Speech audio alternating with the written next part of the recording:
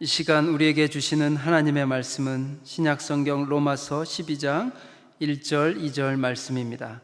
제가 가진 성경으로 신약 255쪽입니다.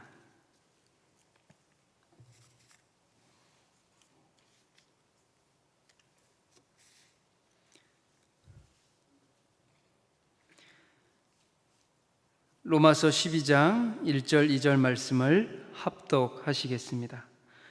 그러므로 형제들아, 내가 하나님의 모든 자비하심으로 너희를 권하노니 너희 몸을 하나님이 기뻐하시는 거룩한 산 제물로 드리라. 이는 너희가 드릴 영적 예배니라. 너희는 이 세대를 본받지 말고 오직 마음을 새롭게 함으로 변화를 받아 하나님의 선하시고 기뻐하시고 온전하신 뜻이 무엇인지 분별하도록 하라. 아멘. 대구에 사는 김경숙 씨는 지난 3월 구호단체로부터 흑백사진 몇 장을 받았습니다. 캐나다에서 온 사진에는 한 외국인 청년이 한국 아이를 안고 밝게 웃는 모습이 담겨 있습니다. 스탠이라는 이름이 희미하게 떠올랐습니다. 보육원에서 지내던 어린 시절 후원금과 편지를 보내고 언젠가 직접 찾아오기까지 했던 그 청년이었습니다. 미소 짓고 있는 사진 속 소녀는 잊고 지내던 유년 시절 자신이었습니다. 스탠은 전쟁 이후 한국 어린아이들의 어려움에 대한 소식을 듣고 구호단체를 통해 후원을 시작했습니다. 그리고 1965년 직접 한국을 찾기도 했습니다. 보육원을 찾아 세탁기와 피아노를 보육원에 기부하고 캐나다로 돌아갔습니다. 이후 김 씨는 12살의 양부모에게 입양돼 부여원을 떠난 후 연락이 끊겼고 양부모 밑에서 사랑을 받지 못했습니다.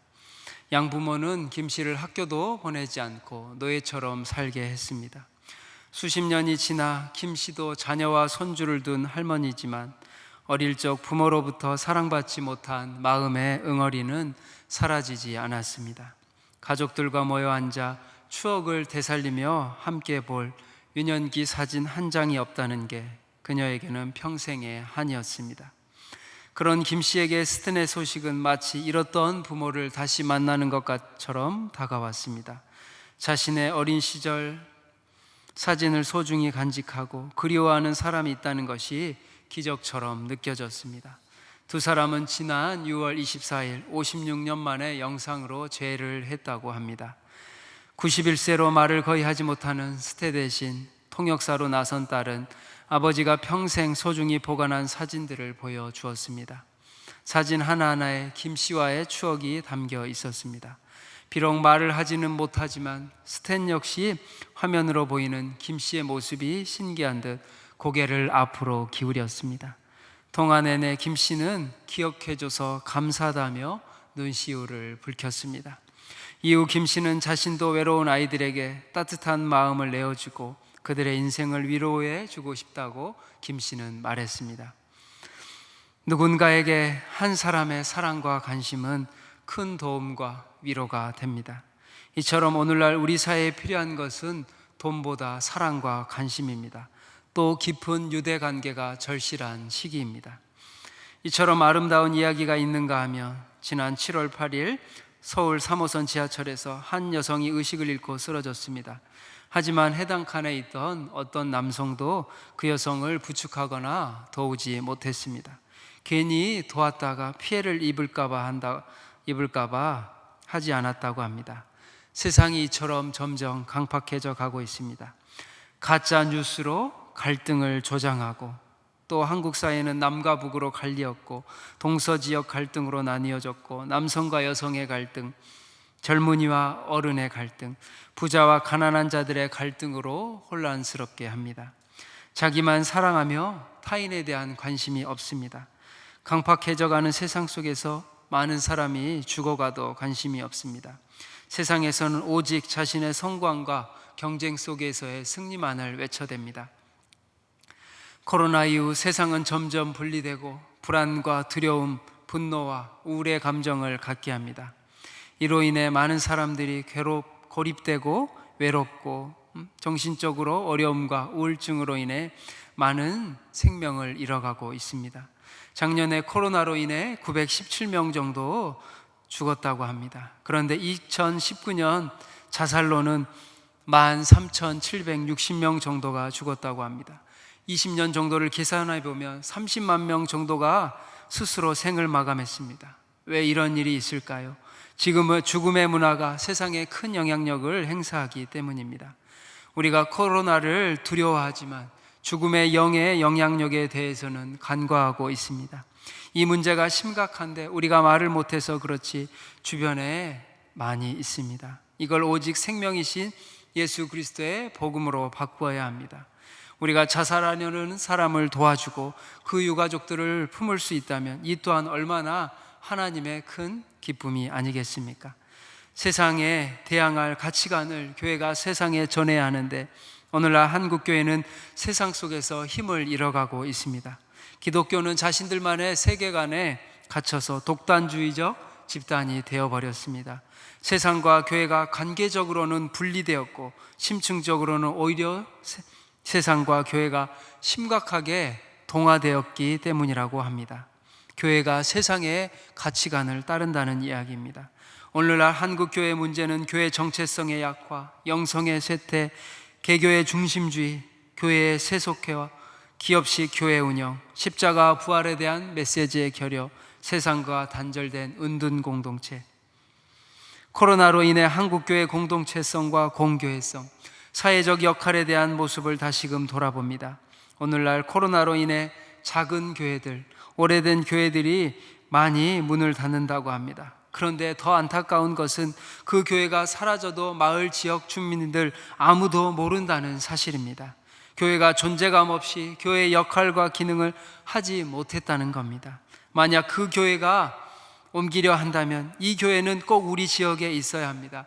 이 교회가 있어야 우리가 살 수 있습니다. 이게 교회의 본연의 역할입니다. 산 위의 마을이 숨기지 못하리라.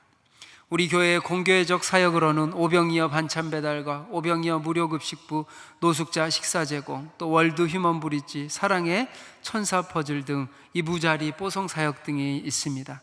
지역을 섬기고 지역과 소통하고 하나 되는 사역들입니다. 그리고 교회는 공동체라고 합니다. 그런데 세상에 비슷한 게 있습니다. 그것은 조직입니다. 조직은 경쟁 관계이고 교회는 사랑 관계입니다. 조직 안에서는 자신의 어려운 일들과 아픔을 나눌 수가 없습니다. 반대로 공동체는 가족과 같아서 서로 아픔과 슬픈 일, 좋은 일들을 서로 나눌 수가 있습니다. 즐거워하는 자들과 함께 즐거워하고 우는 자들과 함께 울라. 이 말씀은 오직 공동체에서만 실천 가능합니다.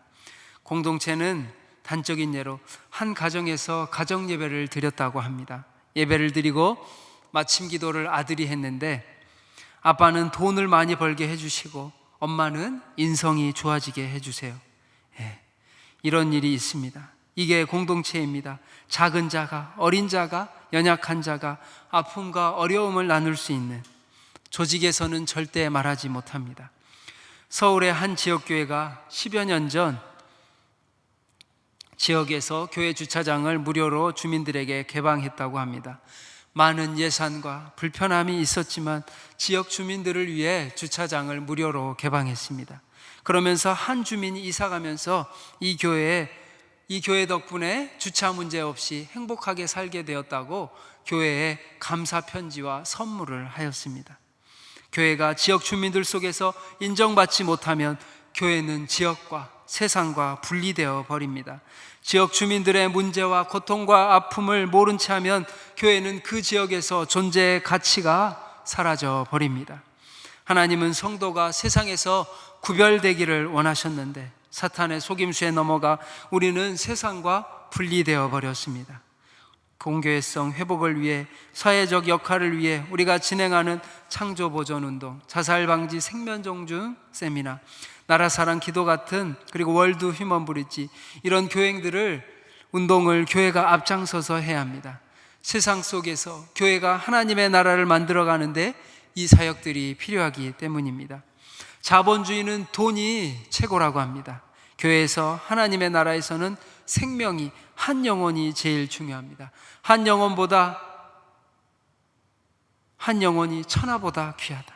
한 영혼을 구하는 것은 세상을 구하는 것이다. 탈무드에 기록되어 있습니다.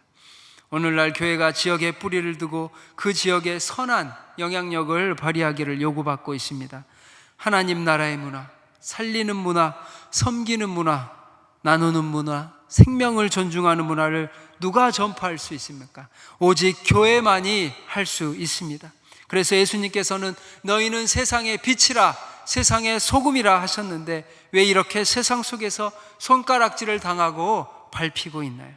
교회를 열심히 다니고 봉사도 열심히 하지만 세상을 변화시킬 능력이 없기 때문입니다. 초대교회는 여전히 막강한 영향력을 행사하고 핍박하던 로마의 정세와 권세와 그들 앞에 대항하였고, 예수를 십자가에 못 박은 그 정세와 권세에 의해 핍박은 받았지만 세상으로부터 칭찬을 받았습니다. 하지만 지금의 교회는 정반대로 세상으로부터 비난을 받되 핍박은 받지 않습니다. 왜 세상이 교회를 핍박하지 않을까요? 내버려둬도 아무런 위협이 되지 않기 때문입니다. 주일에는 거룩한 모습으로 교회에 나오지만 세상 속에서는 세상 사람들과 똑같이 사는 우리의 모습이 있는지 생각해 보아야 합니다. 초대교회는 세상을 소란케 하는 자들이라는 별명을 얻었습니다. 지금의 교회는 소란은커녕 그 어떤 영향력도 발휘하지 못하고 있습니다. 복음으로 로마 한복판에 큰 영향력을 떨쳤던 기독교가 지금은 십자가의 영성과 예수 그리스도의 제자도를 잃어버렸기 때문에 이라고 전문가들은 말합니다.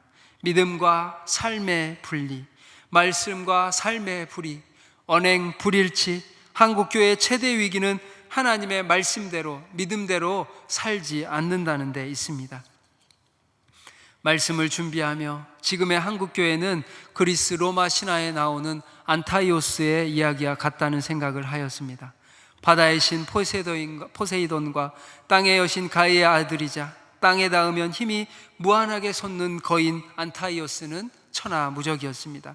하지만 그 힘의 비결을 알아낸 헤라클레스가 그를 허공에 들어올려서 땅에 닿을 수 없도록 만든 후 목을 졸라서 죽였습니다. 헤라클레스가 안타이오스를 번쩍 들어올리는 것은 이 안타이오스의 힘이 바로 땅과의 접촉에서 비롯된 것임을 알고 있기 때문입니다. 혹 우리의 믿음이 성육신화되지 못해 말씀이 땅에 닿지 못하고 허공을 떠다니는 신앙생활을 하여 안타이오스처럼 힘을 잃을 수밖에 없었던 것은 아닐까요? 하나님의 말씀이 우리 안에 있으면 우리는 천하무적입니다. 하나님은 곧 말씀이기 때문입니다. 그러나 말씀이 우리 안에 뿌리 내리지 못하면 우리는 아무런 힘을 발휘하지 못합니다. 악해져만 가는 현실 속에서 우리는 어떻게 복음으로 세상을 변화시킬 수 있을까요? 사도 바울은 복음을 경험한 후에 영혼을 사랑하는 마음을 가졌습니다. 생명을 살리는 복음, 세상을 살리는 복음을 바울은 여기서 하나님의 모든 자비하심이라고 말합니다. 그러면서 한 영혼을 구하는 것이 세상을 구하는 것처럼 한 사람이 변하면 세상을 변합니다. 사도 바울은 로마서를 통해 복음의 진수를 보여주고 있습니다. 그러면서 사도 바울이 다메섹 도상에서 살아계신 예수 그리스도를 만난 후에 그의 삶은 완전히 변화되어 하나님께 산 제물이 되어 드리는 영적 예배의 삶을 살았습니다. 미국의 윌리엄 맥레이븐이라는 미 해군 제독이 있습니다. 그는 오사마 빈 라덴의 임무를 완수하였고 네이비실 해군 특수부대의 사령관이었습니다. 그가 미국 텍사스 대학 졸업식 때 한 연설문에서 이렇게 말했습니다. 세상을 변화시키기 원하십니까? 침대 이불 정리부터 똑바로 하세요. 매일 아침 정돈을 한다면 여러분은 그날의 첫 번째 임무를 성공한 것입니다. 세상을 변화시키는 큰 일도 침대를 정돈하는 사소한 일에서 시작한다는 것, 그리고 자신이 대장에 오를 수 있었던 비결은 딱 한 가지였다고 합니다. 세상을 변화시키고 싶다면 아침에 이불 개는 작은 것부터 제대로 이루면서 하루를 시작하라. 매일 아침 침대 정돈을 한다면 여러분들은 그날의 첫 번째 과업을 완수하게 되는 것입니다. 침대를 정돈하는 사소한 일이 인생에서 얼마나 중요한 일인지 말해주고 있습니다. 여러분이 사소한 일을 제대로 해낼 수 없다면 큰 일 역시 제대로 해내지 못할 것입니다. 그리고 혹시 비참한 하루를 보냈다면 여러분은 집으로 돌아와 정돈된 침대를 보게 될 것입니다. 이것은 여러분에게 내일을 살아갈 수 있는 용기를 줄 것입니다. 우리 교회가 지금 창조 보존 운동을 하는데 저도 요즘에 이메일을 지우고 코드를 뽑고 일회용 종이컵을 사용하지 않으려고 노력하고 있습니다. 이 작은 것부터 시작하는 것이 창조 보존 운동에 동참하는 것입니다. 그리고 이처럼 하나님의 자녀이고 그리스도의 제자로서 우리가 한순간에 세상의 문화를 바꾸고 선교사라고 하고 자신의 전 재산을 헌물할 수는 없습니다. 하지만 우리도 이불 정리의 중요함처럼 작은 것부터 실천할 때 큰 변화가 시작됩니다. 지금 먼저 예배의 처선을 다하십시오. 나의 전부를 드리고 내가 산 제물이 되어 영적 예배를 드리는 것입니다. 이것이 어떻게 가능할까요? 그것은 십자가에서 행하신 하나님의 특별한 자비를 생각하십시오. 우리의 마음을 하나님의 자비와 은혜에 대한 깊은 묵상으로 타오르게 해야 합니다. 그래야 그리스도인으로서 세상에서 거룩하게 살아갈 수 있습니다. 우리의 마음을 새롭게 하는 것은 바로 복음을 온전히 경험하는 것이고 예수님을 만나는 것입니다. 여러분, 예수님을 만나야 변화됩니다. 사도 바울은 예수님을 만나고 자신의 죄를 회개하고 변화되었습니다. 이 회심의 과정을 김길 목사는 전적 의존이라는 책에서 말했습니다. 깊은 회개를 하자면 은혜가 필요하다. 나의 죄를 용서하시는 하나님의 은혜를 경험하면 더 이상 하나님을 두려워하지 않게 된다. 나의 아버지 되시는 하나님께 정직하게 나아가기만 한다면 그분은 항상 나의 죄를 용서해 주시기 때문이다. 나의 죄가 예수님이 생명을 걸 만한 문제라는 것을 알게 된다. 나는 용서하시는 은혜를 받아야 한다. 다른 은혜를 찾지 말라. 죄를 용서받아서 죄를 다스리고 하나님과 친밀하게 사는 은혜를 구해야 한다. 예수님을 만날 때 우리의 죄의 문제, 구원의 문제, 인생의 문제, 그리고 인생의 목적과 의미를 발견합니다. 성도로서 세상에 우리는 어떻게 살아가야 되는지 예수님을 만난 후에 알 수 있습니다. 그러기에 우리를 위해 전부를 내어주신 예수님께 우리가 보일 반응은 무엇일까요? 바로 우리의 전부를 드리는 것입니다. 우리는 자신을 하나님께 드리는 만큼만 우리를 향하신 하나님은 이해할 수 있습니다. 하나님의 자비하심을 경험한 사람은 하나님께 자신을 드립니다.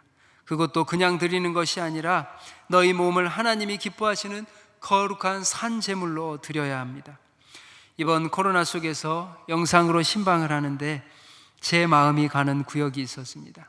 가족 가운데 여성 성도 홀로 믿는 구역이 있었습니다. 가족 가운데 혼자 신앙생활 하길래 어떻게 교회에 나오게 되었냐고 물으니 우리 교회 다니는 친구 때문에, 그리고 같은 아파트에 사는 친절한 권사님의 전도로, 그리고 또 우리 교회에 다녀야겠다고 생각하고 어느 교회를 다닐까 고민하다가 동료 가운데 믿음의 향기가 나는 분이 우리 교회 성도님이어서 우리 교회로 오게 되었다고 이야기했습니다. 이분들의 삶의 예배로 인해 복음이 전파된 모습을 볼 수가 있었습니다. 이것이 하나님이 기뻐하시는 삶의 예배입니다.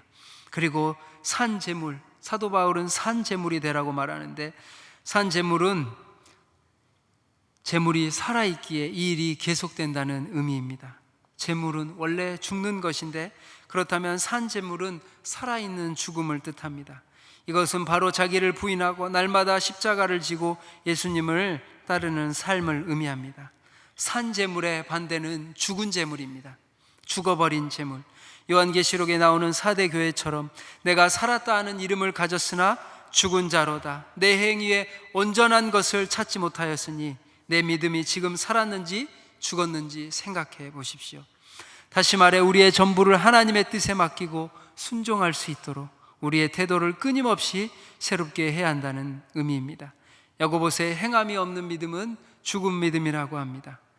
그러나 이 살아있는 믿음은 고난 속에서 더 발휘됩니다. 고난 속에서도 감사와 찬양을 하나님께 드리기 때문입니다.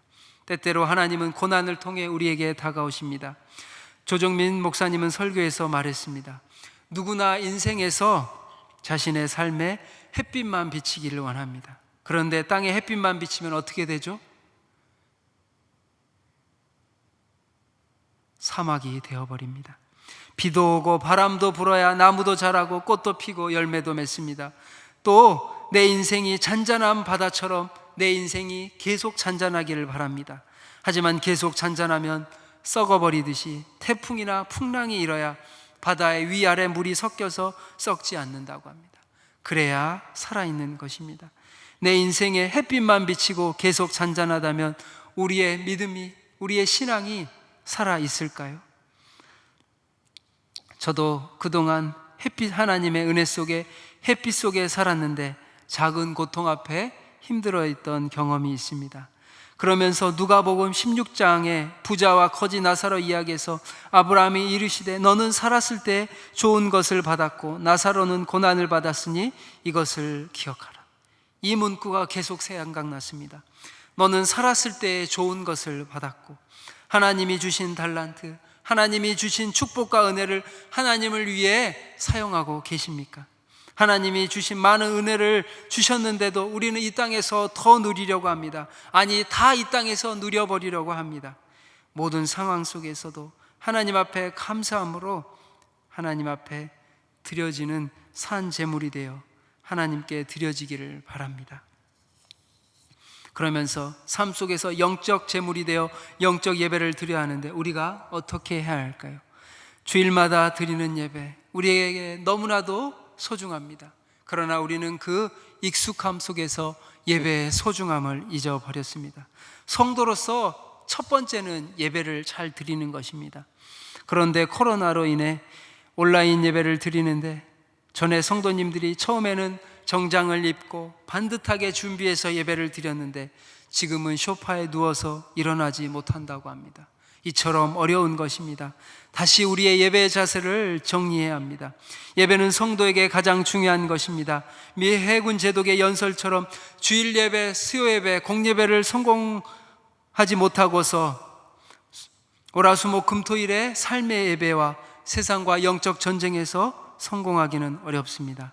하나님을 기쁘시게 하기 위해 복음으로 변화된 우리의 성도의 삶의 모습은 하나님 보시기에 거룩한 삶입니다. 복음은 우리를 자유롭게 해주며 하나님이 기뻐하시는 삶을 살도록 동기를 부여해 줍니다. 그리고 우리는 복음 안에서 하나님의 충만하고 완전한 은혜와 사랑을 예배를 통해 받습니다. 하나님이 우리를 기뻐하시기 때문에 우리는 하나님을 기쁘시게 하는 삶을 살 수가 있습니다. 그러면서 유대 율법주의자였던 바울은 하나님의 말씀을 이제 율법에서 생명의 말씀으로 이해합니다. 전에 알던 지식의 말씀이 자신을 살리는, 사람을 살리는 생명의 말씀으로 자신에게 다가옵니다. 마음을 새롭게 함으로 변화를 받아 바울은 골로새서 3장 16절을 통해 마음을 새롭게 한다는 것이 무엇인지 말해줍니다. 이 말은 우리 안에 하나님의 말씀이 진리를 풍성하게 하라는 의미입니다.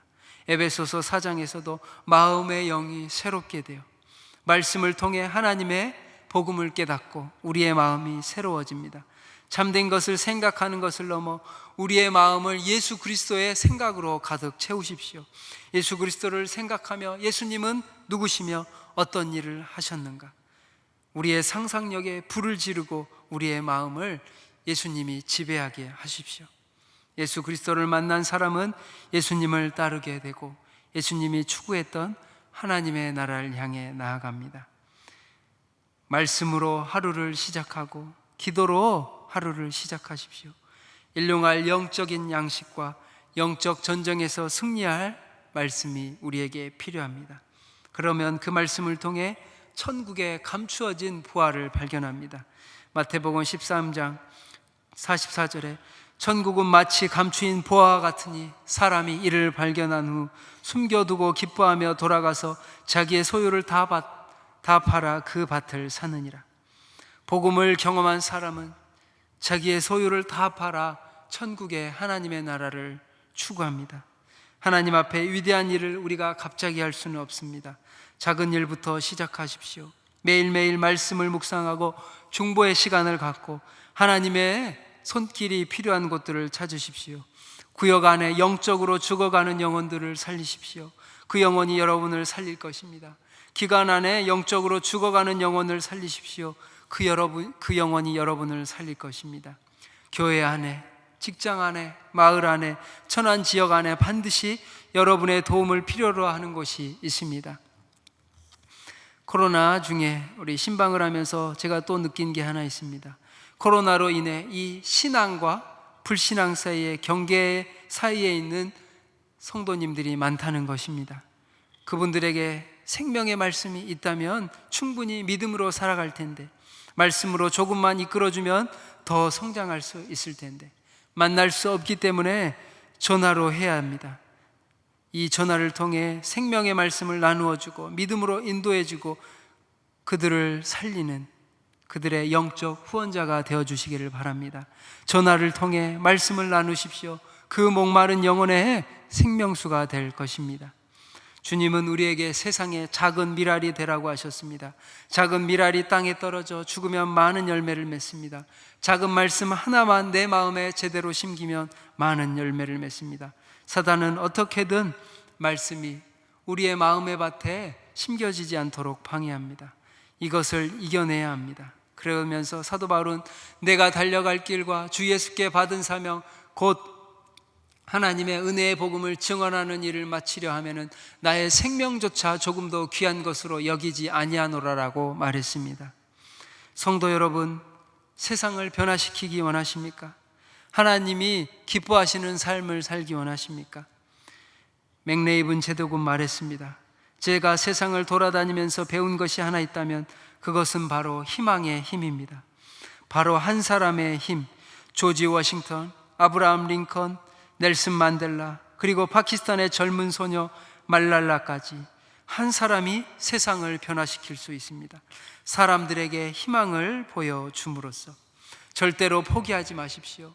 이 악해져만 가는 세상 속에서 우리 성도들이 세상의 희망이 되는 복음의 희망을 던져줄 때 이 세상은 변화됩니다.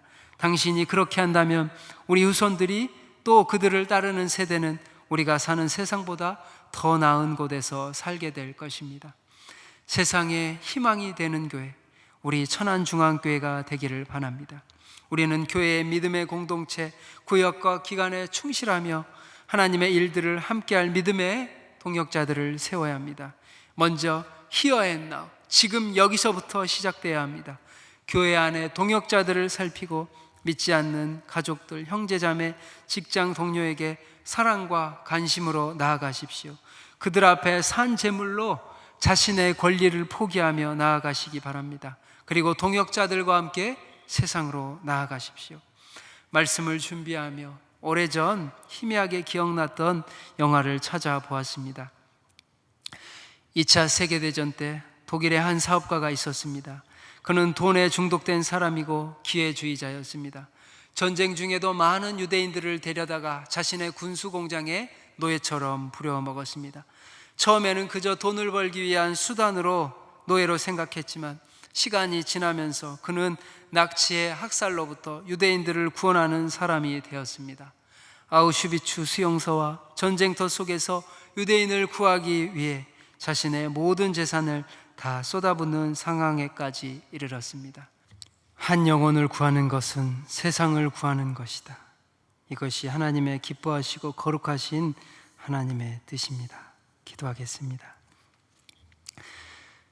사랑과 은혜가 많으신 하나님 아버지, 감사합니다. 하나님의 사랑으로 우리를 구원하여 주시고 이 땅 가운데 하나님의 귀한 복음의 메신저로 우리를 보내주심을 감사합니다. 이 땅 가운데 죽어가고 있는 수많은 영혼들을 살리는데 우리 모든 성도님들을 사랑하여 주시고 하나님의 마음으로 하나님을 기쁘시게 하는 귀한 성도님들 다 될 수 있도록 은혜 내려 주시옵소서. 우리 마음 가운데 복음으로 인하여 우리의 영혼이 하나님을 향해 달려나아가게 하시고 하나님의 나라를 바라보게 하시고 하나님의 나라를 만들어가는데 우리를 사용하여 주시옵소서. 감사드리며 예수 그리스도의 이름으로 기도하옵나이다. 아멘.